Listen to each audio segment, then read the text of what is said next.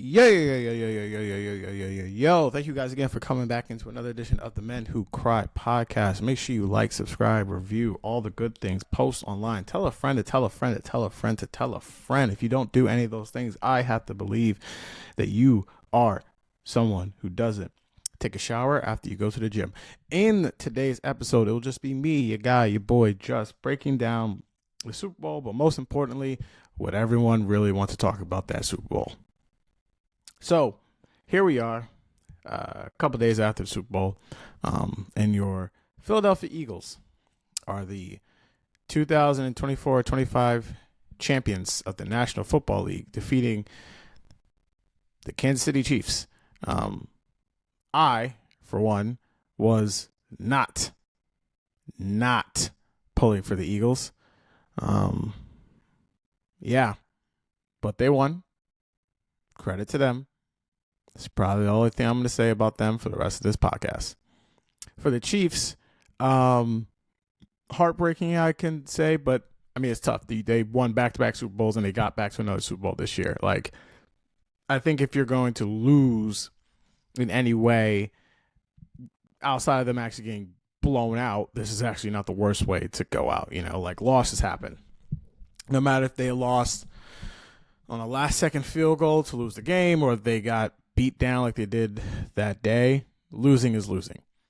Ultimately, I think the question now for the Chiefs is going to be, what is going to be their run, or what is this going to look like for them going forward? Because they've had probably the most, and Mahomes specifically, the most impressive run to start a quarterback's career that you can think of. I mean, the worst finish they've had has been the AFC Championship game 2 times. That's the worst finish. But if you just look at the way football is played, how injuries happen, things of that nature, you have to think that that style of it is going to stop. And I think the next few years for the Chiefs will be very interesting just because you have to think there's going to be a time where they're not going to get the plays made for them, right? That they might miss the playoffs. Like, we've had a decade where Tom Brady didn't win the Super Bowl, and in between that time, he missed the playoffs. He was hurt for that period. It was hard, and also Brady's division was in large part the reason why he was able to get into the playoffs and do what he was able to do, and for the team to kind of excel and kind of not necessarily have to take the regular season as so, hit or miss, right? Every single week.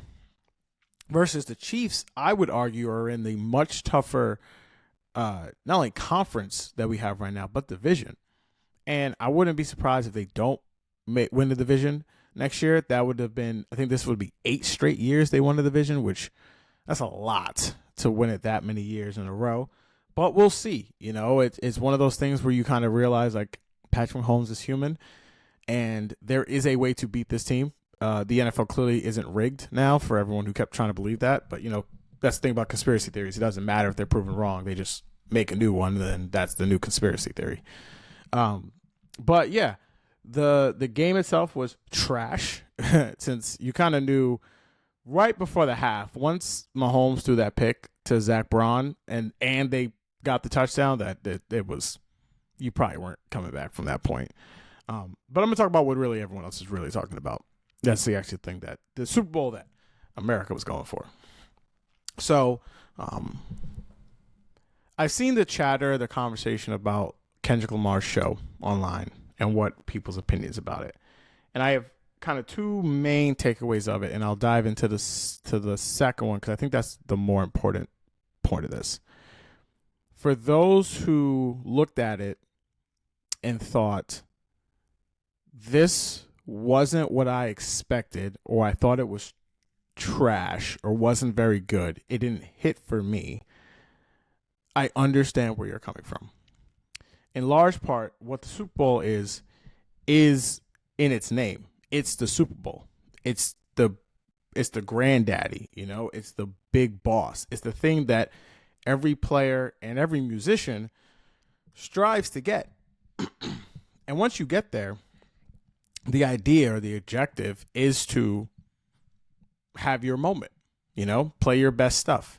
And while I've seen some people say he did play his hits, there are a lot more songs I think under Kendrick Lamar's catalog that I think could have been played for that. So if people come away thinking it was a little mid or just all right, I can see your point. You know, my counter to that is, and my bigger point to this is the fact is, if you know who Kendrick Lamar is as an artist and you know who he's trying to be in the space that he has seemingly evolved himself to be in every single time he comes out with a new project, he did the show to tell you something of a story that I feel like a lot of people missed at the time. That performance for me, and again, I wouldn't even consider myself to be a super stan of Kendrick Lamar. I really like his music. Super stan fan, my favorite artist. He is not that for me.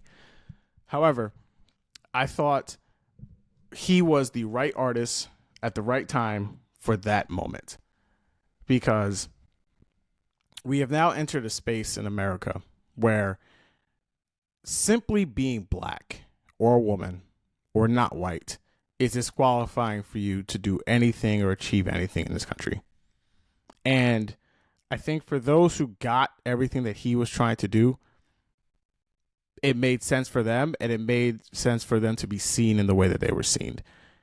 If you think this was just all about Drake and him just dissing him, you've missed the point. That part of it was there. But I'm talking about the idea of starting from having just a game set on the floor, right? I didn't even realize that at the time. And the idea of having Samuel Jackson be Uncle Sam, I said it at the time. I was wondering if he was trying to replay the Uncle Tom role from Django, which I think there's a conversation about that. I don't necessarily think that was the point. I think the point of Kendrick Lamar's whole sets, everything he did, from the split of the American flag of him standing in the middle, the guys with the dreadlocks and the gold teeth sitting on the corner. Samuel Jackson's whole point is that this is America. As much as we try to shove and push certain aspects of America to in the corner, and we want it to be a certain type of way presenting, that is as America as it can be. And I think Kendrick Lamar was simply reminding people and reminding you all what that actually meant and what that actually looked like. And the fact is that we have now entered a space where no one wants to recognize what the real is why Kendrick Lamar had to be there. Yes. Should Super Bowls be grandiose, big, poignant, good per se, loud, playing the hits? Yeah, sure. But I know for a fact we ain't talking about Super Bowls halftime shows in this way, like that. More so of not just whom performed, but what he performed, how he was showing you who he was, detailing you every single thing about it. You know, I went back, I watched it twice now. I'll probably watch it a third time. I really love the fact that TV Off was the last song. I thought Not Like Us was going to be the last song, but I was wrong. And having Mustard come out for that moment, that was pretty cool. But the amount of poetry, I would say, is something that only Kendrick Lamar can do. And to me, I feel like that's just a defining moment for this Apple Music TV run, you know, like Apple Music run, not Apple Music TV, but still this Apple run with Jay-Z. It's always been, when they changed it over, because thankfully I'm old enough to remember what Super Bowl halftimes used to look like, and man, were those things trash. But what they used to look like, and now you enter the space where Kendrick is able to showcase his talents in a way where he felt the most comfortable. And the future of this show and the showcase, I am curious about, because obviously the NFL is always going to look at reviews and look at how things going. And we just don't have like another version of Kendrick Lamar in rap, to be honest. there very much seems to be him in his own lane. And the fact that he was really the first rapper to ever do a Super Bowl by himself, I think speaks volumes. I'm nervous of how this rest of this will play out and who will be selected for the next year's Super Bowl, because he shoved America in your face, Black America in your face. There's no other way to kind of look at it or assume what could have been. It was there for you all to see. And that 5'5" guy told you, y'all gonna listen to these 13 minutes and take it and like it. And for me, as someone who has championed Kendrick for a minute now, appreciated all of that. And I want to know if that is going to be the mood or the mode going forward. There is no denying or hiding or trying to separate sports and politics now from where we are. You know, you had the president of the United States that was there. You had who has a significant amount of the country who disdains him. And it is simply something that is going to be a part of his candidacy and legacy until it's not, until he's out of office. And having the type of American show that was with the president in New Orleans, with the team that had been dominating the NFL for so long, seemed like it all made sense to me. And I think if you're sitting there thinking about how this show wasn't for you, or how it went over your head, or how we didn't play the hits, I think you need to reevaluate how you look at the way music is and how things are going forward, because it has been a very different kind of conversation about what's been happening so far. So yeah, shout out to Kendrick, Kenny, Kung Fu Kenny, GNX. Shout out to SZA. Loved All the Stars. Still one of my favorite songs that they have. They really only got like 3 records, but that's definitely one of my favorite records that they have. It's one of my favorite Kendrick Lamar and SZA records separately that either one of them have. But, you know, we don't got to talk about who else won the game. Next up, last little bit for you guys. Just going to do a quick touch in on how we are doing this NBA playoffs, how we're coming down. There's about 30-ish games left. I always like to do these little check-ins right before we get to the All-Star break, which is happening this week in San Francisco. And you have one team that I think everyone's really talking about, 2 teams really, in the Dallas Mavericks and the Los Angeles Lakers. And we talked about this before, and I was still someone who was a proponent of the trade in the sense of I felt like the Mavericks, instead of having a window of 10 to maybe 15 years of being able to win the championship, they basically cut it down to now 2 to 4, right? Now, Anthony Davis, the guy that they got back, such a classic thing. He comes out and is dominant for the first half, plays well into the third quarter, and then he essentially has a groin injury. And he'll be out for about a month. I think that's the reporting that we're getting. I don't like now that every single report that anytime someone gets hurt, we basically get out indefinitely. And then it's like, oh, it's out 3 weeks. You know, like I'm always like, I remember this happened with Franz, or it was either Franz or Paulo. Maybe it was both. When he tore his quad, I was like, it said he's out indefinitely. And I was like, oh, is he going to miss the season? And it's like, oh, no, it's like 6 weeks. Or it's like 8 weeks. I was like I get the idea of like, you don't want to put pressure on the guy to come back, but it makes no sense to say he's out indefinitely. And then like the 2 days later, it's like, oh, he's out for like a month. It's like, what are we doing here? It's like, you're just shocking people to believe that like, oh, he's done versus just then waiting to be like, oh yeah, no, he'll be back in a couple weeks. Anyway, AD will be back. It seems like this season. The problem is that the Mavericks are so close to missing the play-in, and there's going to be a team that's going to completely miss the playoffs and the play-in in general, who has expectations to, I believe, to at least make the Western Conference Finals, you know, whether it's the Warriors, the Suns, the aforementioned Mavericks. the the any of those teams down there are just going to be jockeying for spots just to get in, right? And you have these trades. Luka Doncic is making his debut today. We're recording this on Monday. This will be out on Tuesday. So we do not know how he will play in that game. Hopefully, fingers crossed that everything will be okay with him and that he doesn't get hurt.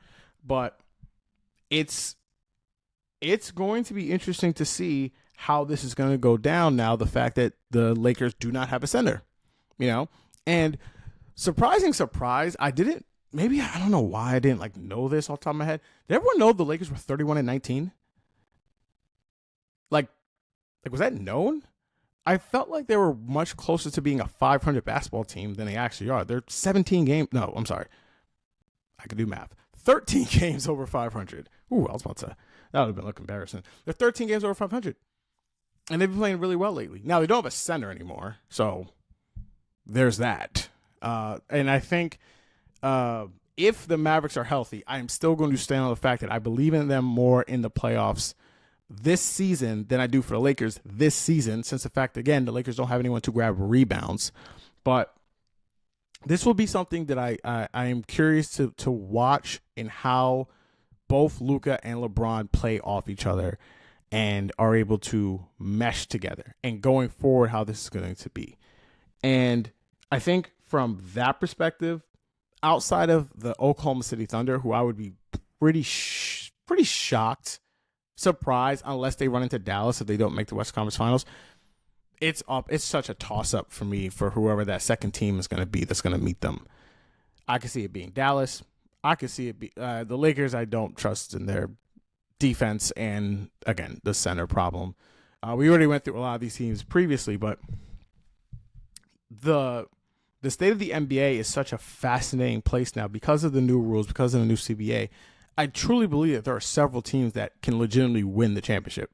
Now, as I'm not obviously wearing my cap to support the New York Knickerbockers after they got slaughtered at home to the Celtics, and ultimately, one of the main things I wanted to do about this pod, and when I was talking about this podcast with people prior to uploading episodes and talking on this microphone, I didn't want it to be so Knicks-centric.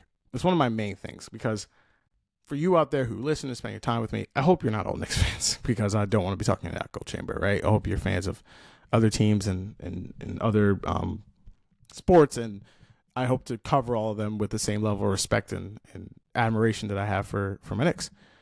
And so the idea that they got slaughtered in such a way that they are still one of the best teams in the league.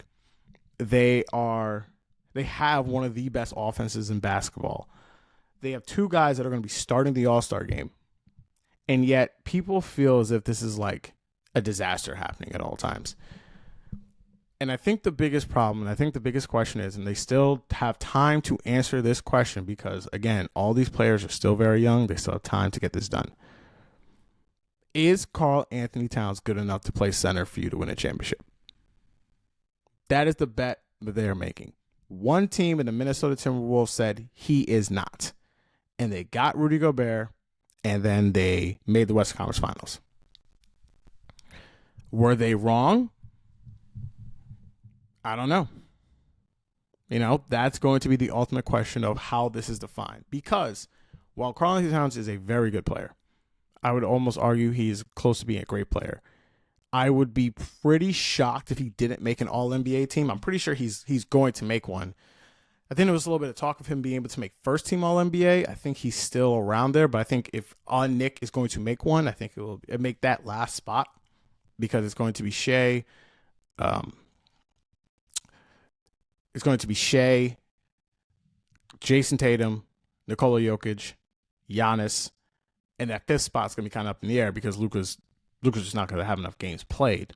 So Brunson or Donovan Mitchell, Anthony Davis, I think he's probably going to be ineligible now because of the injury. LeBron, there will be guys that will have that spot will be open for. But ultimately, that's the gap. That's the goal that the Knicks, or that's the risk that the Knicks took. And while, again, he is a great player, You need to be special at something to win the championship. It doesn't have to be the same thing. It doesn't have to be shooting threes. It doesn't have to be rebounding. It doesn't have to be assists. It has to be something that you are simply better than everyone else in the league. And your best is better than everyone else's best. And the best for this Knicks team is their offense. And ultimately, if you make Karl-Anthony Towns your 4, and the 5 you have does not shoot threes that you acquire, I feel that you are still a good offense. I think that offense will still probably be in the top 10, maybe probably in the top 5. I do not think it is special, and I do not think that's an offense that can – I don't believe that's an offense that can get you enough points, and the trade-off for what the offense does versus what the defense can do is good enough. And I am simply just curious as in if this will actually work for them in the long run. Time will tell. We will see. But for that last 10%, that last top tier of teams, hasn't gone well for them so far. And look, better teams have never won the championship. Those 90 Knicks never won. Those Rockets teams with James Harden never won. Phoenix Suns with Steve Nash, Amari Stoudemire, Sean Marion, Leandro Barbosa never got to the finals. Now, those are all teams different. They're all different reasons why they never got there. The Clippers, the Blake Griffin, Chris Paul, DeAndre Jordan Clippers never got to the finals. You know, I don't think that team, those guys never got to the Western Conference Finals. Great teams. And it never happened for them. So ultimately, this will be tested out in the playoffs.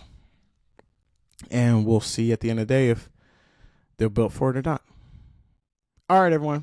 Thank you guys so much for listening. Like I said, like, subscribe, review, all that good stuff. And I'll make sure I hit you guys up later this week. All right, y'all. Later.